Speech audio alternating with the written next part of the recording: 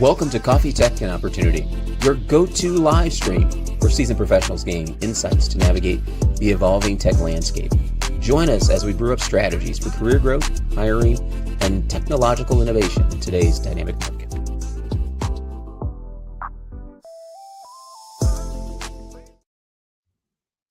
Good afternoon or good morning, depending on where you are in the world, and welcome to a new episode of Coffee Tech and Opportunity. Today's guest is a powerhouse in the world of human capital strategy. Please join me in welcoming Alex Smith, the former Chief Human Resources Officer for the City of Memphis and now Executive Director at Oracle, where she helps global organizations drive performance through innovative HCM solutions. During her time in public service, Alex was one of the nation's most ambitious, she led one of the most nation's ambitious municipal HR transformations, modernizing systems, improving equity, and championing leadership development at scale. Now at Oracle, she continues her mission of building people-centered tech-forward workplaces. Ladies and gentlemen, please welcome Alex Smith to the stage. Hello. Hey, Alex. Hello. Thank you for joining us. Excellent. It's wonderful to be here, and hello to the audience. Exciting to kind of talk about life and career. Yeah. We couldn't be more excited. And we try to keep these sessions to 30 minutes because that's why we call it Coffee Tech and Opportunity for a coffee chat. But our agenda today is to talk with Alex, talk about her experience, talk about building career and job search market today.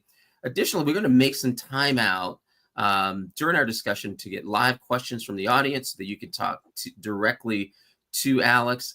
And then last but not least, we're also going to create an environment where we can connect people who may be actively looking, currently out of work, or considering a career pivot themselves to connect with some of the talent acquisition folks that we've invited to attend today. So without further ado, Alex, let's jump right into it. I was looking at your bio and your LinkedIn profile recently. And when I looked at it, I was like, wow, this lady could have did anything.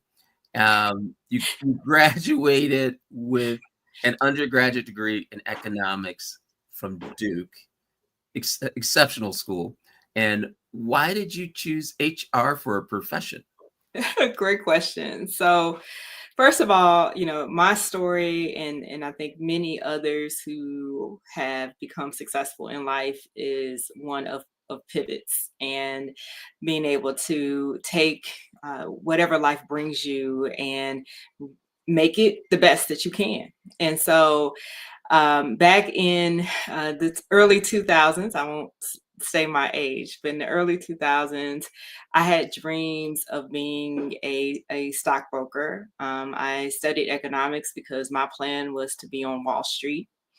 And then I got an opportunity while I was in undergrad to actually visit some of the eye banks in Wall Street and realized that that wasn't the life for me, that I wanted the opportunity to really have a balance with community service. I've always been the type of student that volunteered with the student organizations as well as volunteered in my community. My family has a history of public service. And when I got a chance to actually visit the eye banks, it was clear that especially the first few years of life working on Wall Street, it is a really, really difficult grind. And it was going to be hard for me to balance both what I wanted in terms of my passion of people and being able to meet those demands. And so I had some thinking to do. And ultimately, the summer before I graduated from college, my mom was like, look, you got to get a job. I don't care what you do. You got to go make some money. You got to pay the student loans off. You're not staying here.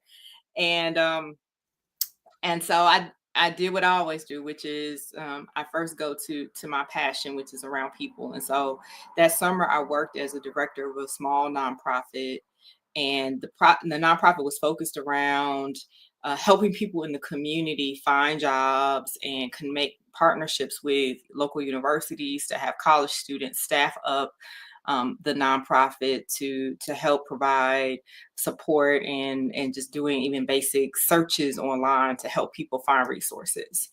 And there was something about that work of helping people find employment, of talking to people about career opportunities, about building these partnerships with universities that I just fell in love with. And so I was able to talk with some early mentors about, what can I do with this passion that I have around people? And they said, hey, why don't you consider human resources? And at first I was like, well, what is that? Being 21 years old, didn't fully understand, but as I started doing my due diligence and learning more about human resources and everything that comes along with the function, from hiring all the way through learning and development, compensation, the way you think about benefits and retention of employees, and so forth and so on, I decided that's where I wanted to be. That's where my passion really aligned, and that's where I could also bring my love for economics and thinking about the macro level aspects of global economy and business strategy into this idea of talent and people.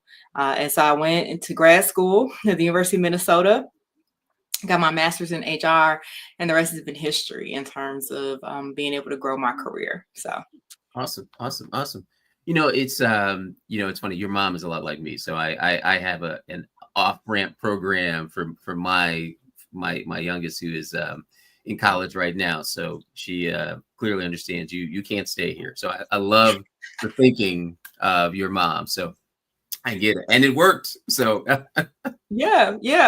But here's what I'll say. She never wavered in her support for me. So while I couldn't necessarily stay home, that didn't mean that she didn't support me along the way, and making sure that I have where I needed. And even now, being a mother myself with my two children, she is a fantastic grandmother. And I would not be able to travel around and go to conferences and all the things that I do without her support. So it is definitely possible that you can leave home but still have that parental love and support.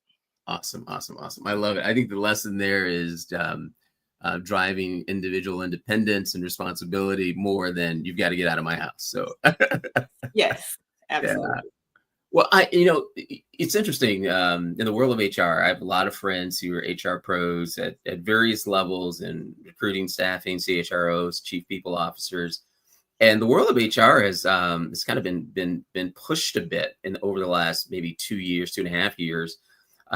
What advice would you give to HR and TA professionals who are feeling overwhelmed or undervalued in this moment of high change and shrinking resources? Absolutely. Well, I would say it hasn't been pushed just for 2 years, but really for the last 5 years, Okay. the HR function has gone through a massive amount of pressure. And I talk to many HR professionals that are just tired. They are exhausted. If you think about what happened with the pandemic and how HR had to rise to the occasion in terms of supporting organizations and employees during that time. And then you had, of course, what happened with George Floyd and the whole aftermath of that. Then you had the Great Resignation and all these other interesting things that were kind of the fallout from that. And now you have this AI that's emerged that is completely transforming the way that organizations are looking at work, in addition to things happening in the global macro economy. So it's fair to say HR people are exhausted. And for those who've been in it a long time, they're trying to figure out, okay, how do I keep up? How do I understand? How do I be the best partner I can be to the businesses I support?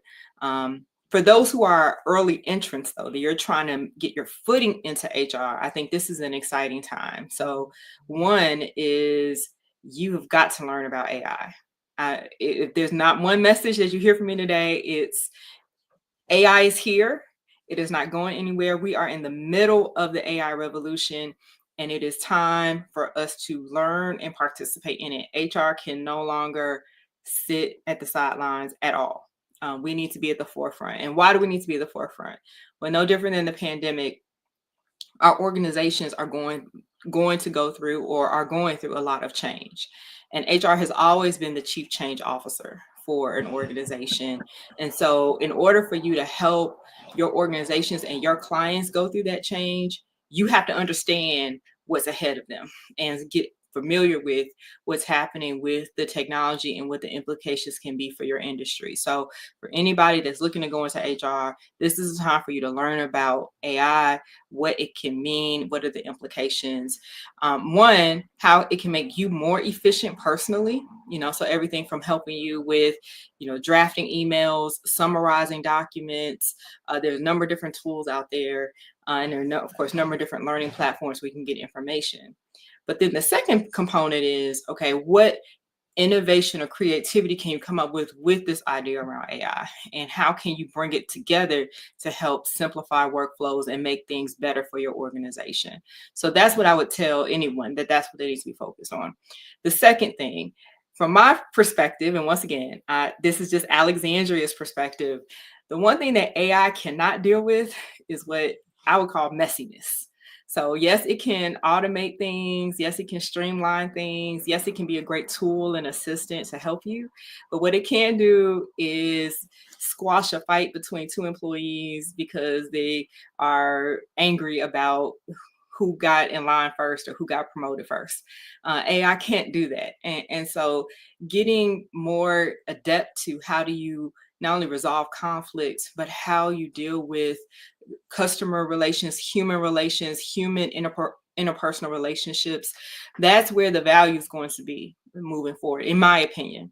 And so this perspective of, moving from the kind of tactical things that may be done, which could maybe be automated by AI, to moving into these more complex human interpersonal relationships is where I think the value is. So I would tell anyone they should be taking psychology classes. They should be taking cross-cultural negotiation or negotiation-related classes. They should be taking these things that help give frameworks around how do you deal with these relationships and interpersonal connections. I think that's going to be very important in the future.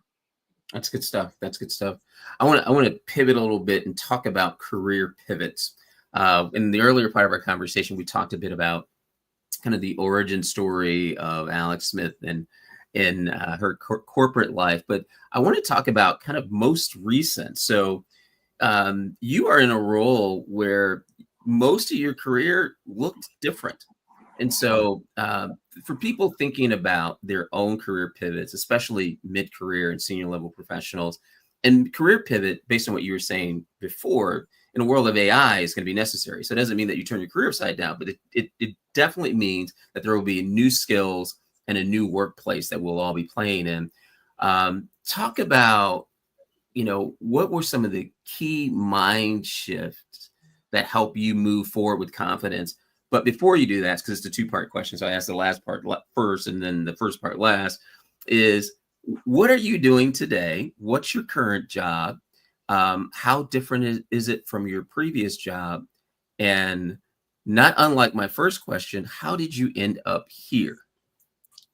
Great question. So today I work for Oracle. I am the HCM industry or human capital management. That's what HCM stands for. HCM Industry Executive Director. And in this role, I really think through both the go-to-market strategy as well as provide support and advice and counsel to current customers around their HCM cloud journey and support them through that. Before this role, I served for 7.5 years as Chief HR Officer for the City of Memphis, where I was the Chief Personnel Director, if you will, for a city of 7,800 employees and 5,000 retirees. I also was the Healthcare Administrator and Pension Administrator, managing a budget over $120 million. So I can tell you, here's the two stark differences. In my previous role with the city, I had a team of 100 HR professionals that reported through my division. I had this massive budget of 120 plus million. I had to think about, the strategy and all the different policy implications for everything that we were doing for the city, and making sure, of course, that we stayed within our civil service requirements.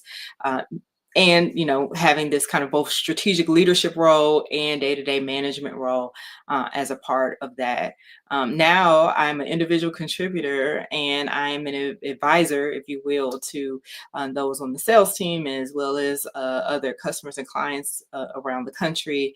I travel 40%, and I'm in much more of a space of being consultative than actual kind of leadership directive.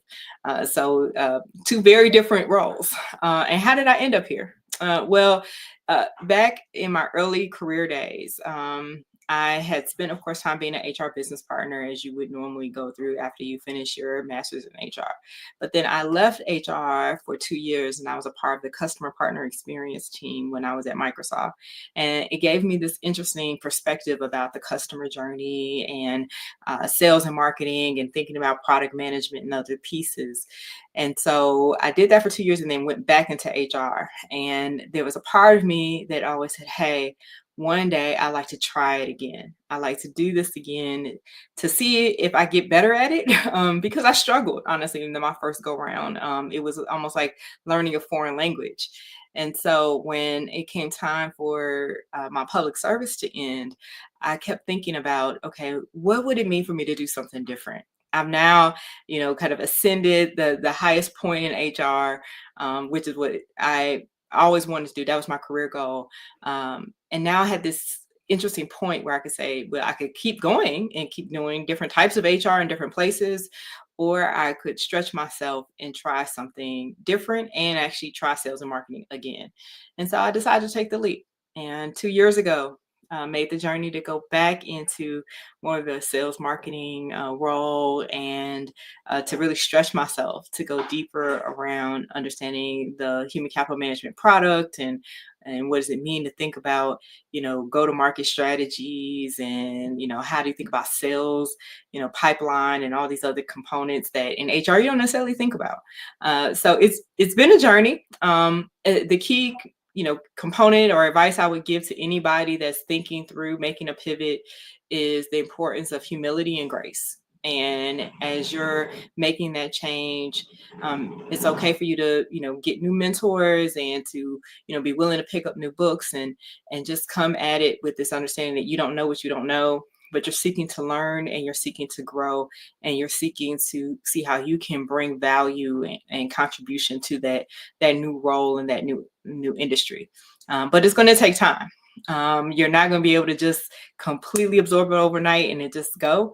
You're going to have some bumps along the way. But as long as you continue to put one foot in front of the other, continue to work at it and network and learn, you'll be just fine, and you'll be able to solidly land in that new role. Awesome. We've already got a comment here. Shout out to Maynard for saying that he likes your story, Alex. I do want to highlight something too special about Alex's story. So it isn't just that she's been there for 2 years. She's been there 2 years exactly today. So today, happy anniversary, Alex, on your 2-year journey in your new role. Thank you. Or I should say pseudo new role. I want to pause for a second and shift the show. Maynard kind of started something that I wanted to start too. I'd like for the audience, if you're listening in, kind of shout out where you're from, what part of the country you're from. We always like to have an idea of where people have logged in from. And then second, we've got lots of people with different skills who will see this in real time and afterward. So for the folks who are live here today, I'm going to ask that if you are open to work or looking for a new role, that you please share that, because we want to make some real-time connections on the show for some of the talent acquisition folks who are hiring. And so if you're with a TA organization, share that you are hiring, so that people who will see this now and again see it later can connect with you and link up on LinkedIn. So we want to take advantage of the technology and the capacity to do things that we couldn't do 5 or 10 years ago.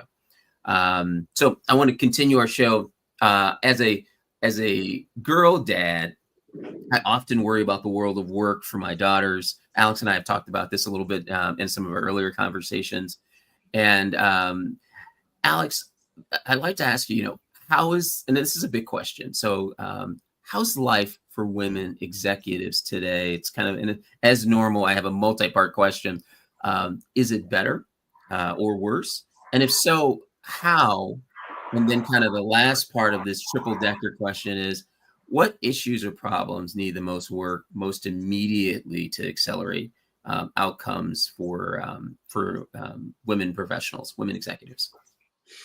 Ooh, that's a loaded question, Will. Full There's a loaded, lot to full unpack. loaded.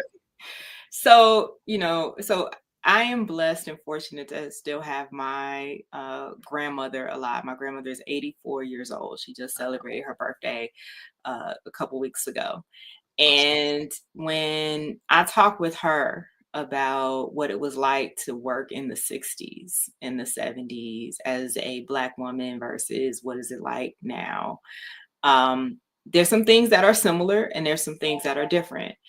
First of all, back then when she was working, the options and the possibilities of what you could do as a woman were very limited. They were just very limited, just professions that you really thought that were tangible, at least from being a young woman in the Missouri South back then. Um, and so I would say today, that's a big difference. Like possibilities really are endless. You see women as CEOs, as engineers, as vice presidents, et cetera. Right. And so the number of possibilities and options have shifted greatly in the last 50, 60 years than what was before. The level of financial freedom is different, and even financial education is different in terms of what women are aware of, and the ability to truly have access to funding, and as well as being able to control your finances versus what happened back in the 60s. But where is it not necessarily different? Um, the burden of being both a wife and a mother and an executive is still very daunting. It's still difficult. And even as society has become more open, I can tell you personally, I still have mommy guilt when I can't make my daughter's ballet recital, or if I can't pack her lunch every day because I'm doing a PowerPoint or because I'm on the road. And so I think that that's always going to be something, as a woman, as a mother, as a wife, where you're trying to find this balance of, being good at all these different components of you, and realizing that sometimes, you're having to prioritize and deprioritize constantly, and you have to give yourself some grace. I think that's the other theme for this podcast today is grace, and sometimes we're very hard on ourselves in terms of trying to accomplish it all, and sometimes you just can't. But what you can do is show up for the things that really matter. I just, recently had an incident where I had a conference call that ran over, and I ended up being late for my daughter's gymnastics recital. And luckily, the college student that I hired at functions as an afternoon nanny for me was able to fill in for the first 15 minutes of her gymnastics as I hurried there late to try to make it before the recital ended. And so she took some video for me, and then I was able to get there, and then I was able to take some video and congratulate my daughter. But in that moment, I felt horrible as a mom that I couldn't necessarily just be there right then. But it was okay. She was happy that I came. She was also happy that I got video of what she did at the very beginning. But more importantly, she understood that my heart was with her, and that as a mother, I love her. And I am trying to balance it all. And so that communication with her is so important. With our children is so important about what we're doing. I think sometimes we try to hide things to make it seem easy for them, so they just think it's flawlessly happening.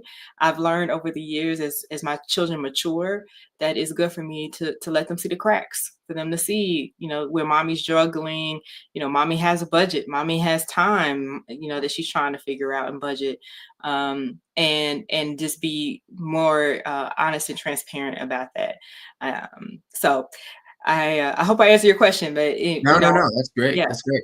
That was a great answer. I love it. I was going to move to my next question, and people have already started in the chat sharing their interest in new opportunities and new roles. We are living in an interesting job market. I was doing some research, and I heard a new phrase for the first time, and someone labeled it as the white collar job recession. And Mhm. so the number of layoffs that are happening, that we kind of stopped talking about it, but it continues. I heard a rumor about IBM laying off 8,000 people from their HR division, almost eliminating a good sizable chunk of it. And then other things that are happening in this job market. I heard about a multi-million-dollar lawsuit happening against a big CRM company because their applicant tracking system was disqualifying anyone that had more than 10 years of work history from positions that often required 10 plus years of experience. And so when we think about ageism as a factor too affecting many people, so of course, again, big loaded questions coming from Will McNeil. But I had a question. Rose almost exactly is asking what I was asking. I want to pop Rose's question in.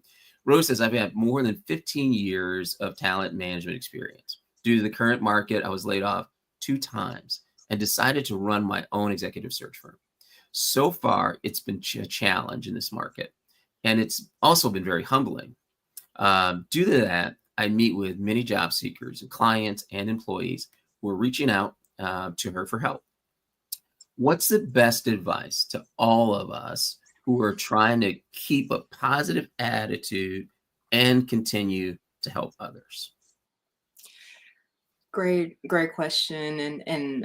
Rose, thank you for all that you do, because I know that it's difficult sometimes to hear those stories, and they kind of keep going and stay positive and optimistic in this labor market and just in general, especially when you've been personally impacted as well. The first thing I would say is, I remember 2008. I remember 2003. I remember these times when we've had, kind of these labor market contractions that have occurred. And one of the things that I know for sure is that we will rise above it. We will get through it, because that's what we do. We're resilient as a people. And so I would first say, just know that in the past, when we've gone through labor market contractions, we were able to get through it, and we're going to be able to get through it today. um, Anytime there's job loss or any loss, really, it's an opportunity to relearn, retool, reskill. And so I would encourage people, this is the time where, you know, if there's a certain area that you want to go into, or if you have a certain field that you're very passionate about, this is the time for you to start taking those courses online and tightening up those certifications, getting more skills under your belt as you're pursuing your job search. So this is and there's so many platforms now where there's free skills and free training that's out there. Take advantage of that. Secondly, I think this is where you have to think about those pivots. And so, I would do a skills inventory. So kind of look at, what are all the skills that you have? What are you really, really good at? What are you passionate about? And then see what are other industries or other ways that you can pivot those things that might be in demand right now. So for example, you may have some, amazing event planning or customer service skills. There could be some interesting opportunities around customer account management or technical account management, where you can make those pivots. Or you may have run large projects in one industry. You may look to see, are there opportunities for you to run large projects in another industry, or go into some form of project management. From an executive perspective, there's certain areas where you're seeing just this large need for strong executives to help lead the way. And so whether it's, look at data centers, and you look at healthcare still, and look at some other places, there is some demand. So you want to do an inventory around your skills and then see, okay, where are the growth areas in our current economy and how can I maybe make those pivots into those spaces. And then, there may be, for a number of different reasons, the location that you're in might be a challenge where you may need to think about relocation and making some life changes. I can say for me personally, to go from going into the office every day to now, I'm traveling 40%, even though I technically work from home. That was a shift for my family in terms of how we looked at where mommy was spending her time. And so that's okay though. And I think, being willing to be open and to think outside the box. The other thing I would say is, sometimes we have a certain blinders on in terms of who we think we should be working for, the name or title or brand. And I would tell you, we're in a season right now where the best job opportunity for you may not be exactly the title that you may think. And it's okay to be okay with that. Public service is admirable and it's great work. Yes, you could possibly have to take a pay cut, or you may have to see a change in your benefits, etc. But this idea of continuing to build your skills and seeing where you can bring the most value is important. And so, I know school districts and local and county governments that are looking for great people, state governments that are looking for great people, hospital networks that are looking for great people. So you may also have to think outside the box about where those opportunities are. And don't be afraid to do that. And, at the end of the day, as long as you have breath in your body, you can continue to learn and grow. And it's important to just be open during this time. That's great advice. That's great. I'm going to piggyback too on Alex's comments with some tactical things too. And so one is in today's environment, expanding your options, which also means expanding the format of your resume. And so you may look back over your skills inventory and see that I could be really good at 3 or 4 things. Then my translation of that is you likely need 3 or 4 core resumes to highlight those skills and blend them together in a new packaging format to make yourself attractive to the TA team and the hiring managers. And a subset of that, just kind of digging another level deeper tactically, is customizing your resume to the company or government agency or business that you may be applying to. So that way you're speaking their language. We find that every company has their own culture, and a subset of that culture is a language and a rhythm. And it's kind of the way they communicate, what they say, how they say it. They show you that in their job description. And while words like business development and sales are likely to mean the same thing to many people, it may not be for their applicant tracking system. Applicant tracking systems are not created equal, and most of them, as I mentioned earlier, are far from perfect. And so in today's environment of digital resume submission, it's critical that you adjust and adapt the way that you market yourself. And then additionally, I'd say in a world where many of us have been working from home, and if you're out of work today, get out of your house, go to networking events. Pretty much today, in today's world, there's no end to the number of free events that are within 30, 45 minute or an hour drive from your front door. Make it happen. And then on top of that, getting another level deeper is don't look for a job alone. The people that I find who have been displaced, and there are lots of them, I meet people all the time who've been out of work for greater than a year. We are at a crisis point with that happening in America today. And sadly, no one's talking about it. And when no one's talking about it, no one who has the authority and power at scale to do something about it is doing anything about it. Is when you get out and meet people, when you talk about activating your network, and your network are people you know, people who the people you know, and then the people that you don't know, that you are about to meet in the next 10, 30, 45, 60, 90, 180 days. Make sure that all of those people know that you are looking for work. There is no shame in not sharing, this, and that you need this assistance. And so if you want to build momentum and multiplicity, expand the army of people that are telling your story. If you're the only one, you're not in the game. You're still watching the game. And so because I know people who are already activating, who are doing that, I will tell you, it does not make it easy. It doesn't mean that it is a quick fix, but it is one in a series of things that can help accelerate your access to opportunity. And so many jobs that are filled today are filled without them being posted on a job board, without them being public. The numbers that go around range from 30 to 67% of jobs are filled that are never posted. So I encourage you to expand your network, and then expansion meaning not just number, but diversify. And so if you are male, you need more female advocates. If you are female, you need more male advocates. If you are from one ethnic group, you need to expand your diverse equity or the diversity of types of people that you're speaking with. If everyone you're speaking to looks exactly like you, your network is too small, and it's not powerful enough yet. And so I leave you with that bombshell of a number of things as we wrap up our show. I'll have a couple more minutes here, and then Alex has to get on her busy day because she's got a new job. And if you have any other questions, please type them in the chat. We'll try to get to them quickly. And if not, we will begin the closing of our show. And we try to make it impactful. Thank you, Alex, for joining us. Your insight has been super valuable. We look forward to continuing our conversation. If you are looking, we also recommend visit blacktechjobs.com. There are new jobs posted every day all over America. And if you are looking and are looking for assistance, we are working with some new clients now, and we are scaling up with them. And please share and build a profile on Black Tech Jobs where we can reach out to you when new opportunities are a match, and let us be a part of your career journey.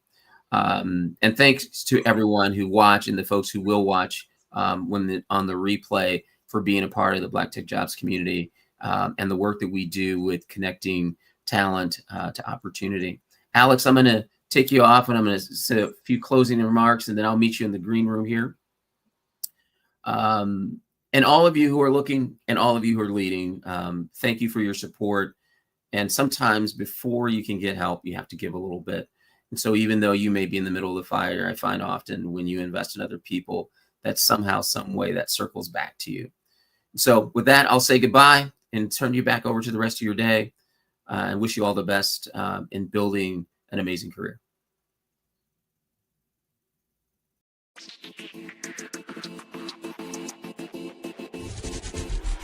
Thanks for joining us on Coffee, Tech, and Opportunity. Don't forget to subscribe and share this episode with your network. Stay connected, stay curious, stay committed to building your career. Keep the conversation going, and catch us in the next episode.